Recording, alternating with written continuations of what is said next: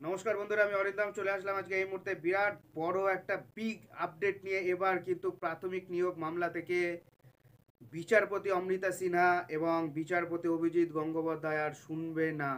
Supreme court থেকে order চলে আসলো। ভিডিওটা শুনে আমার কথাটা শুনে কেমন ঠেকছে না? হ্যাঁ, প্রাথমিকের মামলা আর কোনো সিঙ্গেল বেঞ্চে হবে না। প্রাথমিকের নিয়োগ দুর্নীতির মামলা এখন থেকে হবে ডিভিশন বেঞ্চে। আপনাদের একটা কথা মনে করিয়ে দিই, বিচারপতি অভিজিৎ গঙ্গোপাধ্যায় গত পরশুদিন কিন্তু বিস্ফোরক করেছিল সৌমেন সেনের বিরুদ্ধে, বিচারপতি সৌমেন সেনের বিরুদ্ধে। বিচারপতি সৌমেন সেন কিন্তু পুরোপুরিভাবে দলের হয়ে বিচার ব্যবস্থা করছিলেন, কারণ বিচারপতি অভিজিৎ গাঙ্গুলি, বিচারপতি অমৃতা সিনহা যা যা নির্দেশ দিচ্ছিলেন সিঙ্গেল বেঞ্চে প্রত্যেকটাই তিনি খারিজ করে দিচ্ছেন। তিনি এমনটাও দাবি করেছিলেন যে অভিষেক আছে তৃণমূলের একজন নেতা। তো অভিষেক বন্দ্যোপাধ্যায় আছে, অভিষেক বন্দ্যোপাধ্যায়কে নিয়ে বেশি করতে মানা করেছে, কারণ অভিষেক বন্দ্যোপাধ্যায় নাকি ফিউচার আছে, রাজনৈতিক ফিউচার ভালো, সেই জন্য অভিষেক বন্দ্যোপাধ্যায়কে বিরক্ত করা যাবে না, এটা নিয়ে নির্দেশ দেন বিচারপতি হিমা কোহলিকে, বিচারপতি অমৃতা সিনহাকে। সো তারপরে বিস্ফোরক মন্তব্য করেন বিচারপতি অভিজিৎ গাঙ্গুলি। তারপরে এটা মন্তব্যটা করার পরে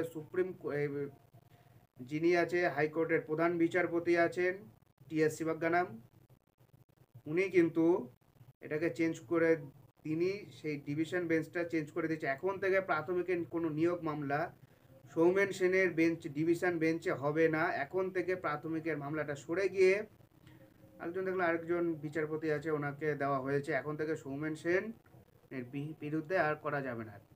ঠিক তেমনই আবার একটা কেস যেখানে প্রাথমিকের মামলা আর বিচারপতি অমৃতা সিনহা এবং বিচারপতি অভিজিৎ গাঙ্গুলি কিন্তু শুনতে পারবে না, কারণ একজন কেস করেছে, তিনি নাকি কেমন কি রায় দেয় সেটা নিয়ে আমরা জেনে নেব। সো ভিডিওটা কেউ স্কিপ করবেন না।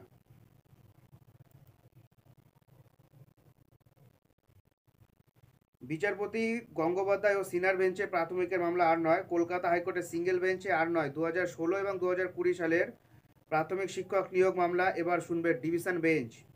অন্তর্বর্তী নির্দেশ দিল সুপ্রিম কোর্ট। পরবর্তী শুনানি মার্চ মাসে। 2014 সালে টেটের ভিত্তিতে নিয়োগ হয়েছিল 16 সালে। প্রাথমিক শিক্ষক পদে চাকরি পান 42,949 জন। এই নিয়োগে অস্বচ্ছতার অভিযোগ উঠেছে, মামলা চলছে কলকাতা হাইকোর্টে। এদিকে বিচারপতি অভিজিৎ গঙ্গোপাধ্যায় যখন 2016 সালে চাকরি প্রার্থীদের প্যানেল প্রকাশের নির্দেশ দিয়েছিলেন, তখন ইডি তদন্তকারী অফিসারকে সরিয়ে দেন বিচারপতি অমৃতা সিনহা। তার মন্তব্য ছিল, তদন্তের অগ্রগতি নিয়ে আমার সন্দেহ হচ্ছে। তিনি একটা গন্ধ পাচ্ছে। যার আদালত ঘরে এবং বাইরে আছেন বা অনলাইনে আছেন তারা বুঝতে পারছেন সবটা ঠিক নয়।